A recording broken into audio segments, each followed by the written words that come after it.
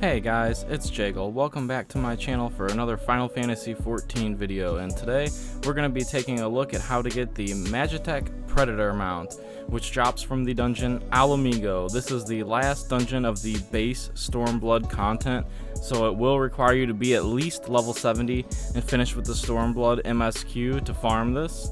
It is also very easily farmable, undersized at level 80 with pretty much any job.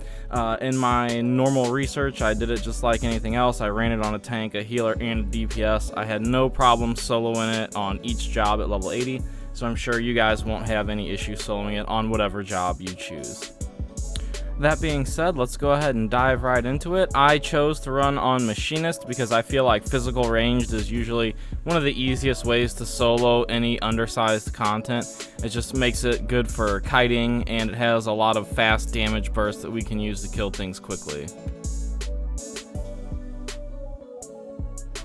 So the start of the dungeon is pretty standard. We're not going to do anything special here. We're just going to pull everything we can and kill it as fast as possible.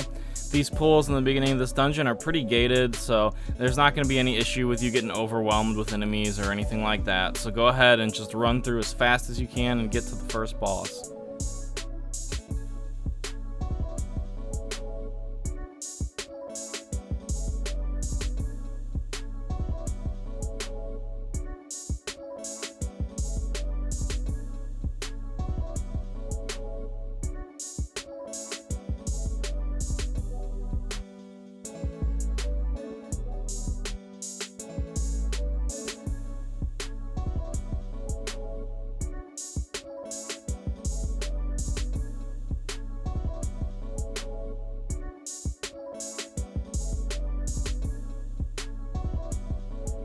Alright guys, and there's really not much to be concerned about on the first boss until he uses target search. That's the first mechanic we need to pay attention to, and it's not anything super crazy. Basically what target search is going to do is it's going to put a big red circle AoE on our character as if like a missile is locking on to us. Basically we're just going to bait it out away from the boss and put it somewhere safe. It will keep following us until the little red icons appear around it showing that it's locked on. So with a physical range, you can just keep moving it around. But if you're doing it on like a melee or something, just stand still and bait it till it locks on and then move out of the way. After he does the lock on, he will do a frontal and rear line AoE, avoid those, and you should be good to go. Kill the boss.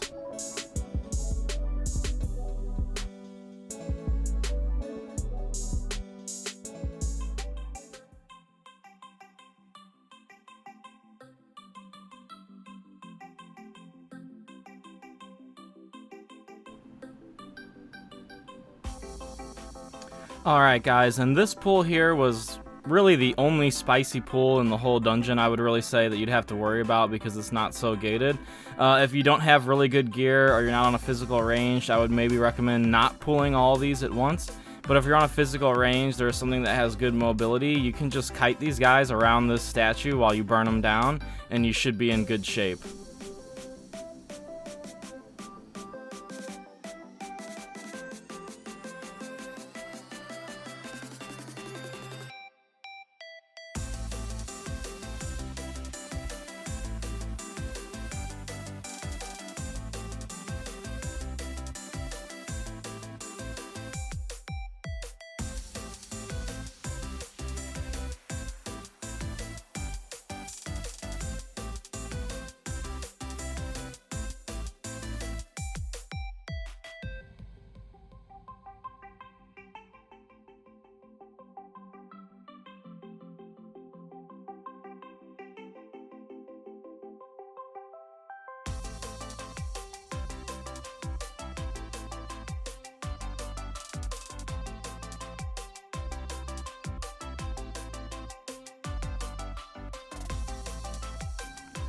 Alright guys, and Mind Jack is really going to be the only mechanic we need to worry about on the second boss. What this is going to do is separate our soul from our body.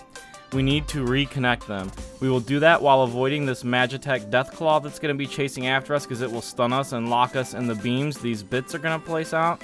So it's really easy to do if we kind of just run counterclockwise around the bit pattern back towards the boss, just like so.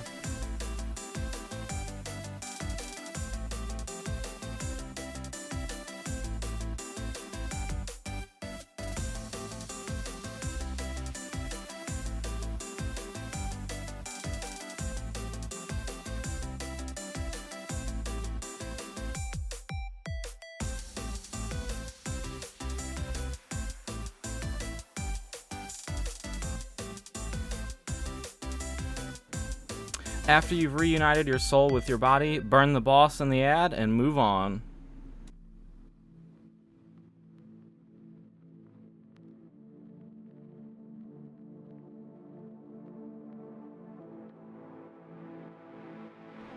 Alright guys, and there is literally nothing notable about this last stretch between the second boss and the final boss.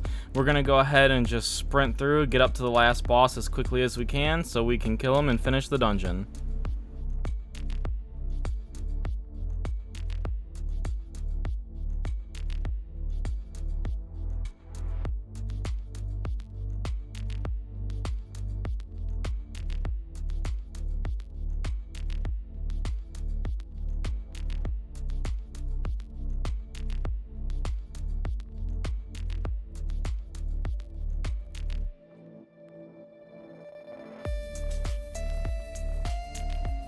The first mechanic Xenos is going to do is Art of the Swell. This is just a simple knockback.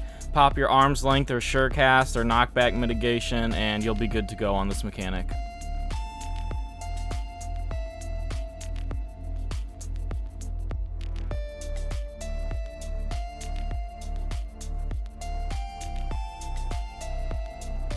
The next mechanic is going to be Vein Splitter, in which Xenos will spawn 4 clones of himself around the arena. After he spawns these clones, Xenos will do an AoE attack around himself, and then after that attack goes off, all 4 clones will mirror that attack. So we want to bait his AoE and then move into the center out of the range of the clones.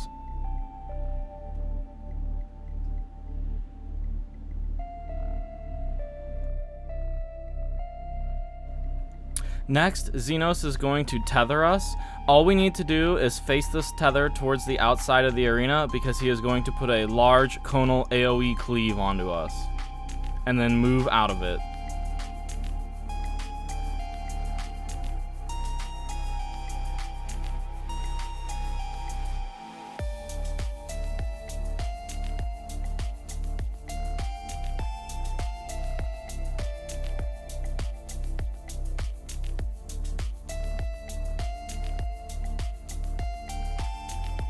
Next, Xenos will drop 3 swords around the arena. The blue one is going to have a large blue AoE around it. Make sure to not get hit by that. The green one is going to do a knockback like the swell we saw earlier. And the red one we're not going to have to worry about since we're not in a party. So we're just going to burn these down as fast as we can without getting hit by the knockback or the AoE. Alright guys, and at this point all we have left to do is just burn the boss down and finish the dungeon. And if you've made a small offering to RNGesus in the recent past, there's a good chance you'll get a Magitek Predator key and have a new mount after it's finished. Thanks for watching guys, I hope you have a wonderful day. As always, don't forget to like and subscribe if you enjoyed the video, and check me out on Twitch.